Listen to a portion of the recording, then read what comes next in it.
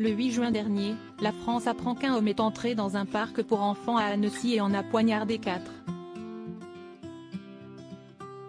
Sur place, des femmes et des hommes vont tout faire pour sauver ces bambins. Nos confrères de Paris Match les ont interrogés.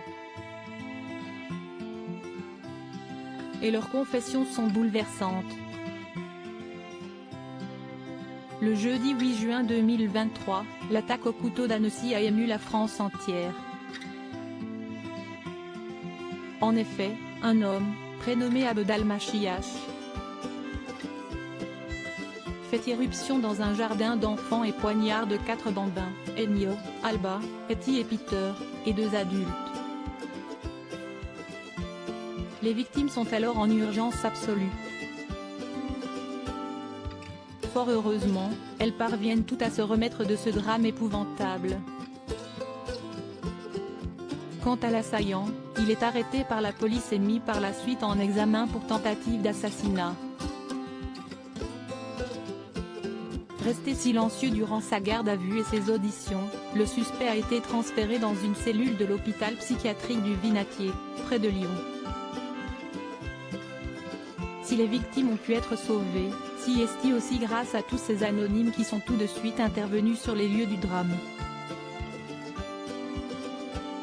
Nos confrères de Paris Match ont interrogé ces hommes et ces femmes qui ont tout fait pour garder en vie ces enfants touchés pour la plupart par plusieurs coups de couteau. Parmi ces anges gardiens, Pauline, 29 ans, qui est infirmière urgentiste. Je me suis retrouvée au cœur de l'action dans une situation exceptionnelle qui était stressante, commence-t-elle par indiquer. Mais son seul objectif est de sauver ses enfants blessés. Mais tout ce qui se passait autour de moi me tenait en haleine. Comme une athlète de haut niveau, je me suis mise dans ma bulle pour me concentrer sur la seule chose qui comptait, sauver des vies. En grande professionnelle, elle sait ce qu'elle a à faire. J'ai immédiatement perfusé les petits. Je savais exactement ce que je devais faire.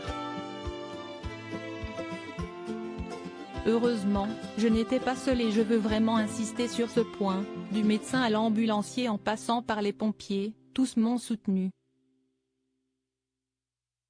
On n'avait même pas besoin de se parler, un regard suffisait pour se comprendre. C'était presque irréel, se rappelle-t-elle. Une fois ses premiers soins effectués, Pauline doit laisser les bambins être évacués. Cette femme courageuse fait partie de ces personnes qui ont contribué à sauver la vie de toutes les victimes.